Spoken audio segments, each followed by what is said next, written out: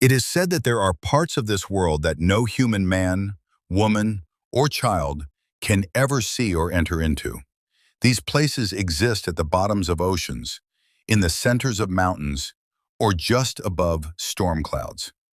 Every once in a great while, there is a glitch in these places' matrix, a flaw in what we might call the security system, and somebody stumbles through. Those unlucky individuals are never seen nor heard from again, for the odds of the same person accidentally entering and exiting one of the hidden gaps in space and time are so astronomical as to be impossible. It is said that in these places, there live creatures so strange and complex that no one of this dimension could possibly understand them, unless the creatures chose to lower themselves to being understood. These creatures appear to be, physically, very much like humans, but their minds are infinitely more advanced. From a superficial glance, their society would seem to be almost primitive in nature, but it is in fact more properly functioning, peaceful, and progressive than any we could ever hope to achieve.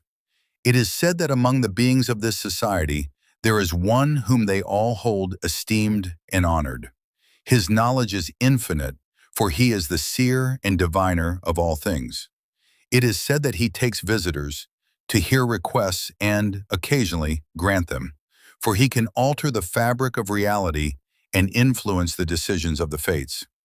It is said that if a woman brings him 3 drops of a man's blood, drawn by the thorn of a Molyneux rose, he can make the man fall in love with her with a wave of his hands.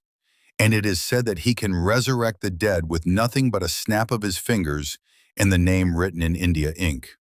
He also has the ability to answer all questions, and many go to him seeking the truth about things past, present, future, and otherwise. There is one question, however, that this man will not answer. He knows but will refuse to tell if you ask him, for the answer is unsafe in any hands but his own. About now, I'm sure you're wondering what that question is, but you already know it, really, if you think about it. Would you like to take a guess? Yes, that's right. Who was phone? In the year 2005, the Humanity Archival Storage Project was commenced by leading government officials, scientists, and academic alumni across the world due to the fear that humanity's treasures were increasingly threatened by war and natural disasters.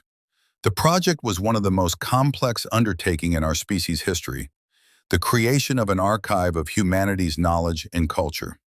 The archival simplexical computer was designed in the early days of the project.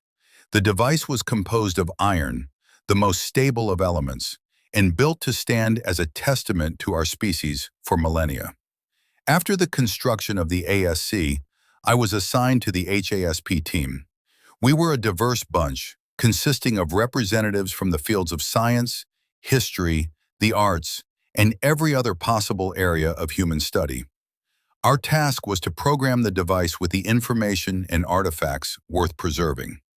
Our group started off cordially enough, but we quickly broke down into sects and factions as we fought viciously over what would be saved. The artists wanted musical samples and paintings saved.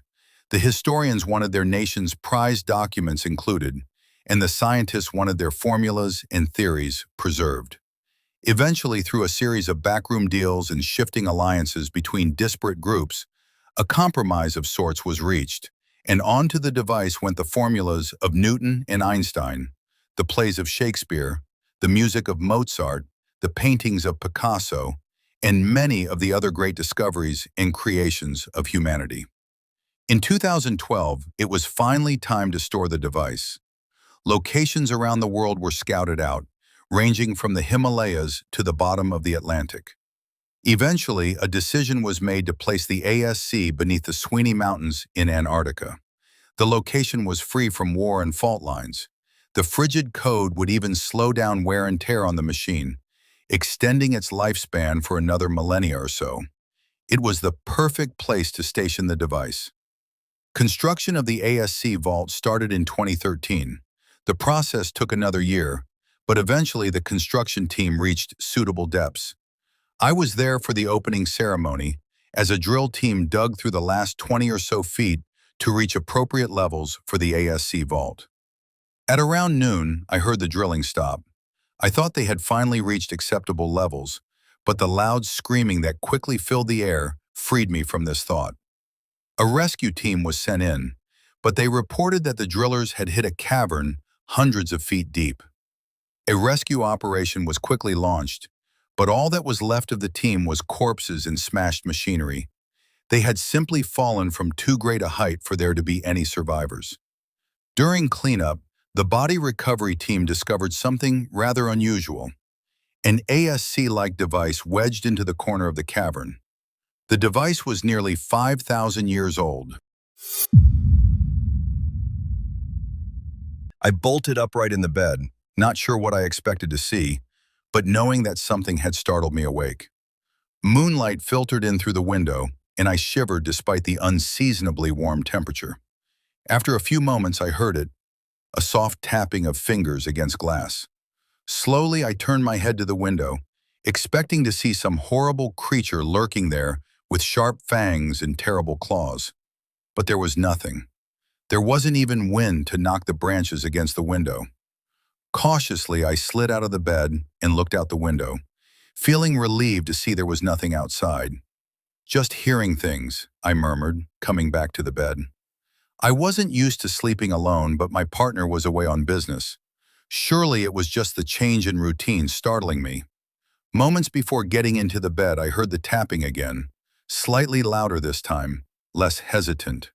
I spun around, sandy blonde curls sticking to my suddenly sweaty brow. The window was clear.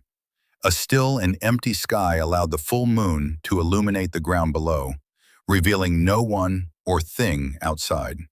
This time a loud banging behind me, like fists pounding on glass trying to escape. Against my better judgment, I crossed the bedroom to the bathroom, resting my hand against the warm wooden door before pushing gently. A bit of moonlight spilled into the room. Nothing different or odd, nothing jumping out, but I shivered again and leaned over to light the candle I knew would be to my left. The warm glow seemed much brighter than normal, and I jumped when I caught my reflection. "It's just me." I trailed off as the me in the mirror raised its hand before flashing white fangs and shattering the glass.